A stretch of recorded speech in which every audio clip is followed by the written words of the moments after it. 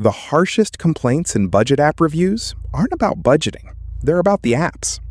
I'm Corey, founder of Neuron HQ. We read nearly 1,800 App Store reviews of the 4 best-known budget apps to answer the question they all point at. Why is this so complicated? Here's what we found.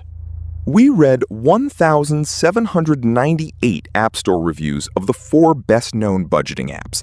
1,125 of them were negative, and other users pressed the helpful button on those complaints 11,757 times. So here is the question those reviews force you to ask. Why are budget apps so complicated when a budget is about 15 numbers? The short answer: budget apps feel complicated because most are built around the 2 features that justify charging you every month: live bank feeds and deep category systems. And in the reviews, those are exactly the 2 things users complain about hardest. The tool creates the overwhelm, then charges rent to manage it. Let's start with what the reviews actually say, because the pattern is not subtle.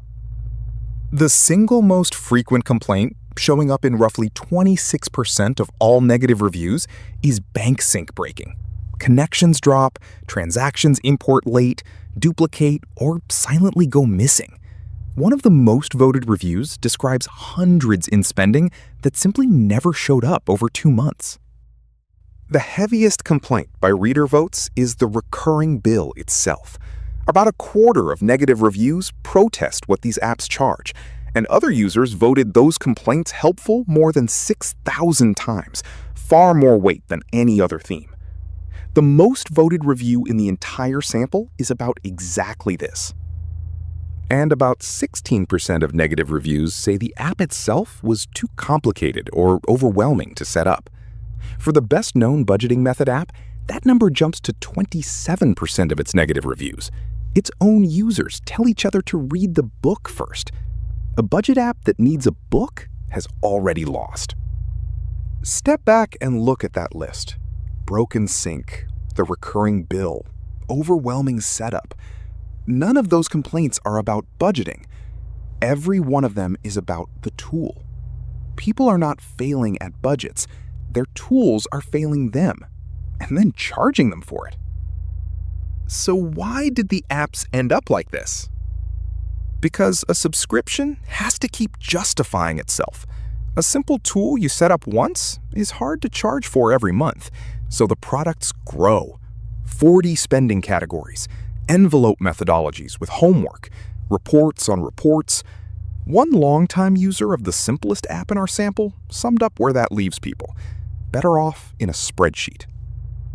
The 40 category taxonomy deserves its own mention because it is why budgeting feels like accounting homework, and rigid category systems are behind some of the most voted horror stories in the sample, including the single most voted review of one app, which describes months of history disappearing after moving one category from one section to another. Here is the test that matters. If a tool needs a book, a course, or a learning curve measured in weeks before your money feels calmer, the tool is doing the opposite of its job. The job was making money feel manageable. Now the feature everyone assumes they need: the bank feed. Bank sync breaks because it is a chain of third-party connections between your bank and your app that no single company fully controls. When it works, transactions appear by themselves. When it does not, they arrive late, twice, or never, and the reviews say people stop trusting the numbers entirely. A budget you do not trust is a budget you quit. But the most useful finding in the whole dataset came from the happy reviews. 4- and 5-star reviewers of these same apps keep volunteering, unprompted, that entering spending by hand is the thing that keeps them on track. One of the most voted positive reviews says, "Doing it myself helps me stay aware of my spending." Think about what that means. The most complained about paid feature is one the same app's happiest users prefer to live without. Those 10 seconds of typing are not a chore standing between you and your budget. They are the moment you actually look at your money. The typing is the budgeting. Next, the question couples ask, because budgeting with another person is where most systems really break. In our sample, sharing friction shows up in about 11% of negative reviews overall. And in the app built specifically for couples, 29% of its most critical reviews describe the shared budget mechanics themselves failing. Partners who cannot log in, invites that wipe the numbers to zero, one phone showing a budget the other phone cannot see. One review that stays with you. A wife accepts her husband's invitation to their shared budget, opens her dashboard, and everything reads zero. Everything they had entered, gone from her view. The app built for two people failed at the one job it had. Here is what actually works, and it costs nothing. Most money fights are really visibility fights. One partner sees a number the other never sees, and the argument grows in the gap. So close the gap. One shared set of numbers in front of both of you. 10 minutes a week. One question. Anything surprising this week? No blame allowed. Which brings us to the method itself, because the actual job of a budget is small, and you can set this up tonight. A working budget is about 15 numbers. Your real take-home, per paycheck, not the gross number. Your bills, listed by name, usually 8 to 12 lines. 5 to 8 spending buckets, in plain English. Groceries, gas, eating out, fun, everything else. And one savings number, even a small one. Budget by your paydays, not by the calendar month. If your income is irregular, use your worst recent month as the floor and treat anything above it as bonus. This one change fixes the biggest structural complaint in the reviews about apps that assume everyone gets one tidy paycheck on the first. Then track just 2 columns, what you expected and what actually happened. For income, for bills, for each bucket. The gap between those 2 columns is the entire story of your month, and updating it takes seconds, not an evening. And the part that changes how budgeting feels, whatever is left after bills, spending, and savings, does not read as extra to spend. It rolls forward into next month as your cushion. Watching that number grow month over month is the moment budgeting flips from guilt into calm. You stop asking, what am I doing wrong? And start asking, how big is the cushion now? That is the whole method. 15 numbers, 2 columns, one 10-minute sit-down each week, and a cushion that rolls forward. It works on paper, it works in a notes app. Nothing about it requires a bank login, a methodology book, or a recurring bill. One more thing the reviews teach, and it is the quiet one. What happens when the app changes, breaks, or disappears? About 23% of negative reviews describe freezes, resets, and support emails that vanish into silence. The Couples app's critical page reads like an abandonment log.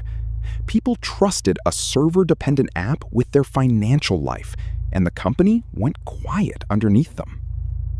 Another 9% describe a redesign breaking a workflow they had used for years. Longtime users log in to find relearned layouts, extra clicks, and removed features.